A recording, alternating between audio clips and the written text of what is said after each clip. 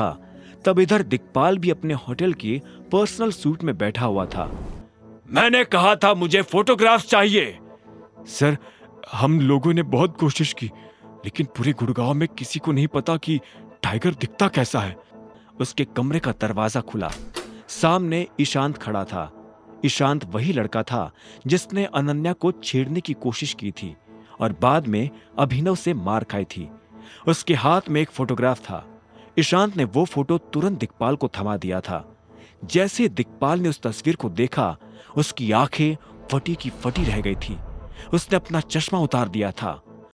दिक्पाल ने पहले घूर कर अभिनव की उस फोटो को देखा और फिर अपनी नजरें ऊपर करके ईशांत को घूरना शुरू कर दिया।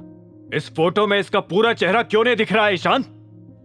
दिक्पाल की आवाज कपकपा रही थी। भले ही अभिनव का चेहरा अंधेरे की वजह से पूरा नहीं दिख रहा था, लेकिन गाड़ी के हेडलैम्प की लाल लाइट उसकी साइड प्रोफाइल से टकराकर उसके गुस्से को दर्शाने के लिए काफी थी। सर, वो रात का टाइम था ना, इसलिए। ईशांत की बेबुनियाद सफाई सुनते ही दिक्पाल के तेवर और भी कड़क हो गए। तेरे मोबाइल में टॉर्च नहीं है या उससे जाकर दिन में नहीं मिल सकता था तू? दिक्पाल का गुस्सा पूरे कमरे में गूंज उठा, जिसके साथ ही सामने खड़ा ईशांत कांपते हुए गिड़गिड़ाने लगा। सर सॉरी सर, अगली बार ऐसा नहीं होगा sir. Shut up and get out. जब तक मैं ना बुलाऊं अंदर मत आना। सिर झुकाकर ईशान तुरंत ही होटल के उस कमरे से बाहर निकल आया। इसी वक्त दिक्पाल ने भी अपना पसीना पोंछते हुए सिगार जला ली। मतलब वो सच में आ गया है टाइगर। दूसरी ओर इसी टाइगर यानी अभिनव का चेहरा लटका हुआ था, क्योंकि उसे अपनी मनचाही नौकरी नहीं मिल रही थी। क्या प्रोटॉन में ही और कोई पोजीशन खाली नहीं है मैम? सॉरी मिस्टर शर्मा, लेकिन आपकी स्किल सेट के लिए फिलहाल प्रोटॉन में कोई पोजीशन खाली नहीं है। आपके पास अभी सिर्फ इमेजिंग सिक्योरिटीज का ही ऑप्शन है। अदरवाइज आप घर जा सकते हैं, क्योंकि ऑलरेडी लाइन में काफी लोग लगे हुए हैं। रानी की बातों से अभिनव अंदर ही अंदर काफी गुस्सा हुए जा रहा था। एक पल के लिए तो उसने सोचा कि वो अपनी टाइगर वाली आइडेंटिटी दिखाकर तुरंत ही रानी को कंपनी से फायर कर दे, लेकिन फिलहाल समय ठंडे दिमाग से काम लेने का था। इसी ठंडे दिमाग से अभिनव ने सोचा कि रानी पर नजर दूसरी कंपनी से भी रखी जा सकती थी, लेकिन अगर उसे फिलहाल कोई जॉब नहीं मिलती तो कुछ हो भी नहीं पाता। ठीक है, I accept the offer. Good. वैसे भी मैनेजर की पोजीशन तो काफी अच्छी होती है, रानी ने मुस्कुराते हुए कहा और जसप्रीत को उसे ले जाने का इशारा किया। अपनी नई कंपनी यानी इमेजिंग सिक्योरिटीज पहुंचते ही अभिनव को पता चला कि वो असल में काफी छोटी कंपनी थी। उसे फिर इस बात का भी एहसास हुआ कि रानी ने उसे सीधा मैनेजर की पोस्ट इसलिए दे दी थी क्योंकि छोटी मोटी कंपनी का मैनेजर होना कोई बड़ी बात नहीं थी। लिसन एवरीवन, मिस्टर अभिनव गढ़वाल ने ये कंपनी ज्वाइन कर ली है और यही तुम्हारे नए मैनेजर है। जैसा कि मैं हर बार कहता हूँ, बिजनेस से रिलेटेड सारी चीजें इन्हें ही रिपोर्ट करना। Got it?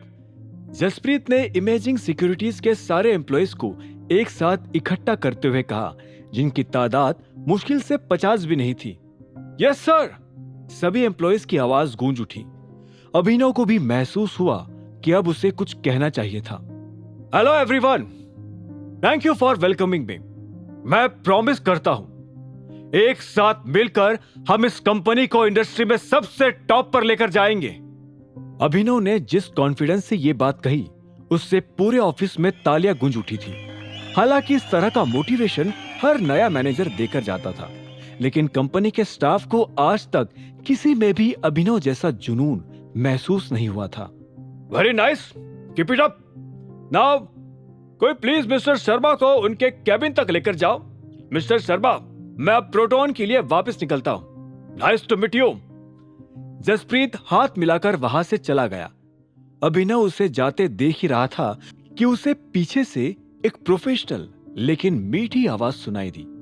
सर, क्या अब हम मैनेजर के कैबिन में चले? अभिनव ने पलटकर देखा तो पीछे एक छोटे कद की जवान लड़की पैंट शर्ट पहने खड़ी थी। उसके आईडी कार्ड पर नाम लतिका लिखा था। हाँ चलो। लतिका को फॉलो करते हुए अभिनव अपने कैबिन की ओर चला गया। वही सभी एम्प्लॉइज अपने अपनी डेस्क पर वापस बैठ गए। नए मैनेजर के आने से सभी के चेहरे पर थोड़ी चमक थी, सिवाय कुछ लोगों के।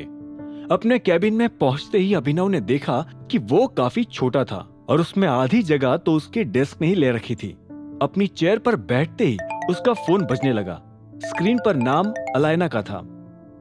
ठीक है लतिका, तुम अब जा सकती हो, थैंक यू। लतिका के जाते ही अभिनव ने फोन उठा लिया। हेलो नंदिता। कॉल की दूसरी साइड अलायना हंस पड़ी। तुम्हारे मुंह से अपना पुराना नाम सुनकर मुझे पता नहीं क्यों काफी अच्छा फील होता है।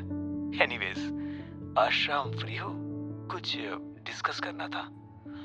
आगे की कहानी जानने के लिए देखें अगला एपिसोड सिर्फ पॉकेट एफएम के यूट्यूब चैनल पर, और द रिटर्न ऑफ टाइगर के सारे एपिसोड्स को सुनने के लिए डिस्क्रिप्शन में दी लिंक से डाउनलोड करें पॉकेट एफएम ऐप।